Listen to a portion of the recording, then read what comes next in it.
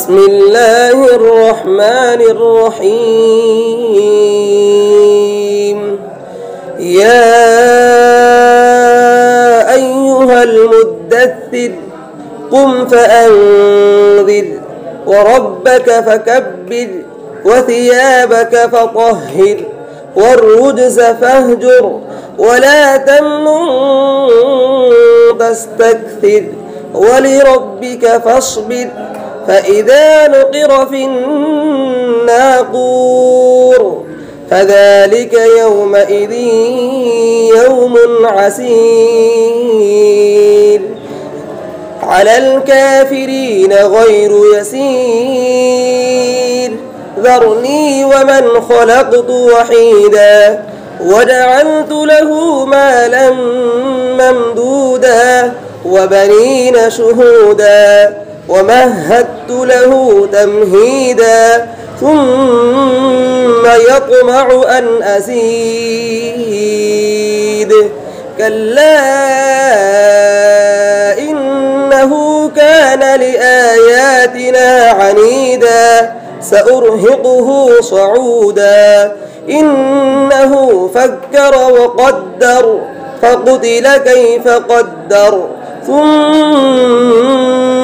قتل كيف قدر ثم نظر ثم عبس وبصر ثم أدبر واستكبر فقال إن هذا إلا سحر يؤثر إن هذا إلا قول البشر سأصليه سقر وما أدراك ما سقر لا تبقي ولا تذر لواحة للبشر عليها 19 وما جعلنا أصحاب النار إلا ملائكة وما جعلنا عدتهم إلا فتنة للذين كفروا ليستيقن الذين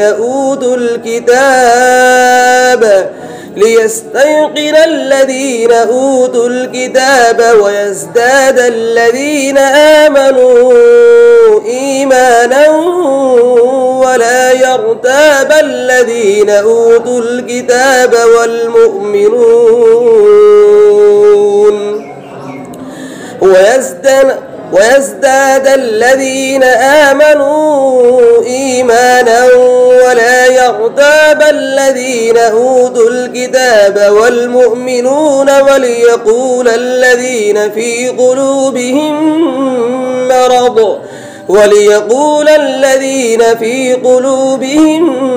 مرض والكافرون ماذا أراد الله بهذا مثلا كذلك يضل الله به كثيرا ويهدي به كثيرا كذلك يضل الله من يشاء ويهدي من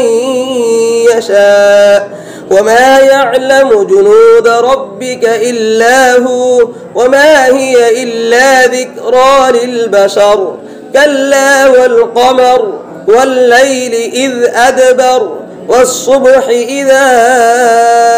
أسفر إنها لإحدى الكبر نذيرا للبشر لمن شاء منكم أن يتقدم أو يتأخر كل نفس بما كسبت رهينة إلا أصحاب اليمين في جنات